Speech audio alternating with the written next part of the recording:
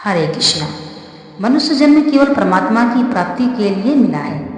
केवल आपकी इच्छा चाहिए।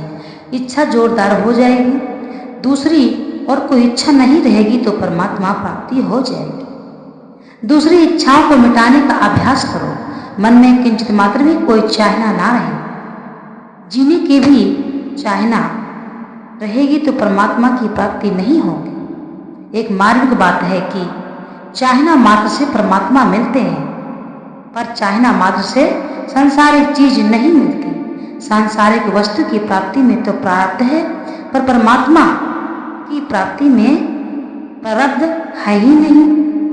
एक बात आप लोग ध्यान देकर सुनो। अभी हम मान लें कि जो कुछ दिख रहा है वह साक्षात परमात्मा है, तो अभी प्राप्ति हो जाएगी। मन में किंचित मात्र भी संदेह नहीं होना चाहिए। प्यास लगती है तो जल रूप से भगवान आते हैं, भूख लगती है तो अन्न रूप से भगवान आते हैं, जड़ा लगता है तो कपड़ा रूप से भगवान आते हैं। आप जिस चीज की आवश्यकता समझते हो उसका रूप धारण करके भगवान आते हैं। कुछ भी इच्छा नहीं करो तो साक्षात भगवान है, क्योंकि है ही वही और कोई है ही नहीं। सब जग ईश्वर रूप है, भलो बुरो नाही कोय, जाकी जैसी भावना तैसो ही फल हो। सब कुछ परमात्मा ही है। यह बात समझ में नहीं आई, समझ में आए या ना आए, सब कुछ परमात्मा ही है। वास्तव में यह बात समझ के अंतर्गत नहीं है, परंतु समझ इसके अंतर्गत है। इसका अनुभव करने वाले परमात्मा को भगवान ने अत्यंत दुर्लभ बताया, परंतु भगवान ने अपने को सुलभ बताया। भगवान सुलभ है, परमात्मा दुर्लभ है। समझ में ना आए तो भी मान लो कि वास्तव में ऐसा ही है। कभी भी यह बात नहीं होनी चाहिए कि हमारी कल्पना है, हमारी भावना है, हमारा विचार है, हमारी स्वीकृति है। हमारी स्वीकृति हो चाहे ना हो, हम समझे चाहे ना समझे, हमारी स्थिति हो चाहे ना हो, बात तो ऐसी ही है। बात ये सच्ची है, फिर भगवान की कृपा से स्वतः अनुभव हो जाएगा। भगवान की कृपा स्वतः स्वाभाविक होती है। आश्चर्य आएगा कि मैं तो कोई पात्र भी नहीं, मैंने प्रार्थना भी नहीं की, मांग भी नहीं की, कुछ भी नहीं किया। आँख खुल गई। मेरे को कईयों ने पूछा, मैंने कहा कि मैं बता नहीं सकता कि कृपा कैसे हो। कृपा होती है, ये एकदम पक्की सच्ची बात है। कृपा के विषय में कई बातें हैं, पर वास्तव में भगवान जाने। अपने आप जबरदस्ती कृपा होती है। भगवान का स्वभाव है, वर्षा कांटों के वृक्षों पर भी बरसती है और समुद्र पर भी बरसती है। मैंने समुद्र में वर्षा बरसते हुए देखी है। इस तरह भगवान की कृपा विचित्र है। हे नाथ करते रहो, खट हो जाएगा। मोटर को चालू करते हो तो 20 बार चाबी घुमाते हो और 21वीं बार चाबी घुमाते ही खट मोटर चालू हो जाती है। कितनी बार चाबी घुमाने से मोटर चालू होगी इसका पता नहीं। आप चाबी घुमाते जाओ, मोटर चलेगी जरूर। मोटर खराब होने पर भी चले, पर यह कभी खराब नहीं होती। आप कहते हो कि किसी को बुरा ना समझें, यह बात समझ में नहीं आई, क्योंकि किसी को बुराई करते हुए देखते हैं तो हमारे मन में उसके प्रति बुरा भाव आ जाता है। वह बुरा नहीं है, भगवान कलयुग की लीला कर रहे हैं। आप बताओ, भगवान कलयुग की लीला कैसे करें? अन्याय का प्रतिकार करना चाहिए या नहीं?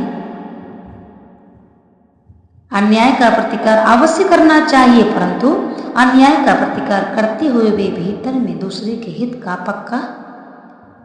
भाव पक्का रहना चाहिए।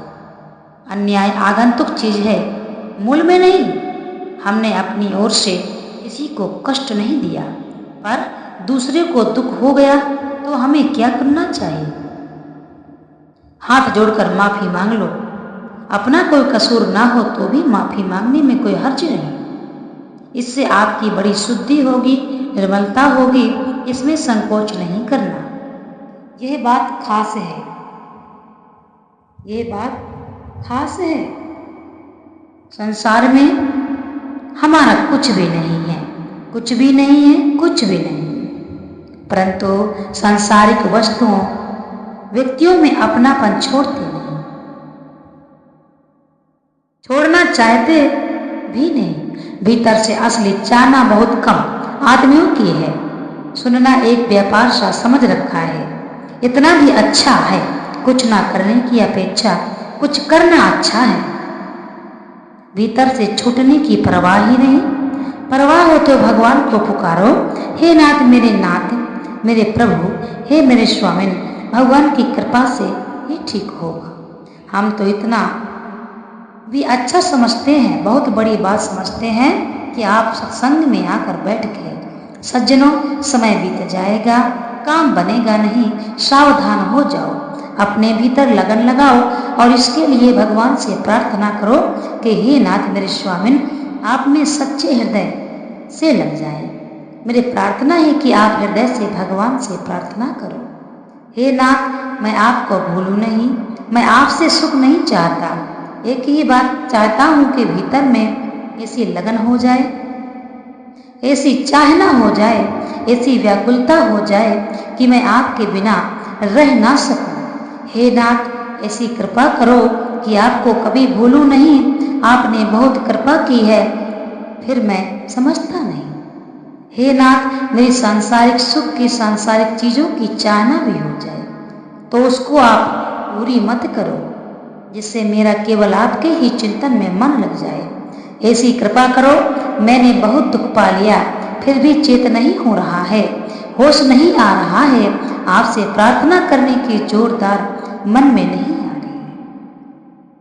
मैं हैरान हो गया हूँ। अब ऐसी कृपा करो कि आपको भूलूं नहीं। आपके सिवाय मेरी और कौन सुनेगा? किससे कहूँ? कोई सुनने वाला नहीं। मेरे पर कृपा करने वाला कोई दिखता नहीं। आप कृपा करो, ऐसी कृपा करो कि मैं आपको भूलूं नहीं। आपने बहुत कृपा की है, पर मेरे को चित नहीं हो रहा है। आप चित कराओ। मैं मांग भी नहीं सकता, क्योंकि मांगने की भीतर में जोरदार इच्छा नहीं होती। मैं हैरान हो गया, कहाँ जाऊँ, किससे कहूँ, कौन सुने? सिवाय आपके कोई सुनने वाला नहीं है। इस प्रकार से आपको भावना रखनी चाहिए। मेरी दशा ऐसी हो रही है कि हृदय में प्रेम नहीं है, स्नेह नहीं है, आपकी तरफ आकर्षण नहीं है। मेरा संसार में आकर्षण होता है। जो चीजें पतन करने वाली हैं, उन चीजों में अच्छापन दिखता है। क्या करूं? सिवाय आपके कोई अच्छा नहीं कर सकता। हे नाथ कृपा करो, कृपा करो, कृपा करो। आपने बहुत कृपा की, पर मेरे को होश नहीं हो रहा। हे नाथ, हे कृपा सिंधु, आपकी तरफ जैसी लगन होनी चाहिए वैसी नहीं हो रही है। मैं आपके दृष्टि में आने लायक भी नहीं हूँ, पर क्या करूं, कहाँ जाऊं? आपके समान परम दयालु, परम स्वर्ग कोई दिखता नहीं। फिर भी आप पर पूरा विश्वास, भरोसा नहीं होता है।